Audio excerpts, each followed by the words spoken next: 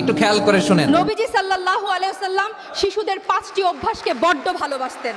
আর বিশ্বাস করুন, এই 5টি অভ্যাসের মধ্যেই লুকিয়ে আছে আমাদের জীবনের সবচেয়ে বড় শিক্ষা। প্রথমত, শিশুরা যখন কিছু চায় তখন কাঁদে, জেদ করে সেটা আদায় করে ছাড়ে। এটা আমাদের শেখায়, হে বান্দা, আল্লাহর কাছে চাইতে হলে এভাবেই চাও, চোখের পানি ফেলে নাছোড়বান্দা হয়ে চাও, কারণ আমার রব কখনোই চোখের পানি ফিরিয়ে দেন না। দ্বিতীয়ত, তারা মাটি নিয়ে খেলে আর শরীর নোংরা করে, যেন আমাদের চোখে আঙুল দিয়ে দেখিয়ে দেয় এত অহংকার কিসের, এই মাটির দেহ একদিন এই মাটিতেই মিশে যাবে।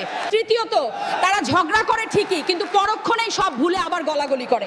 এটাই তো আসল ঈমান, দিলে কোনো হিংসা বা ঘৃণা জমিয়ে না রাখা। চতুর্থ, তারা নিজেরা খায়, অন্যকেও খাওয়ায়, তাদের মনে সম্পদ জমানোর কোনো লোভ নেই।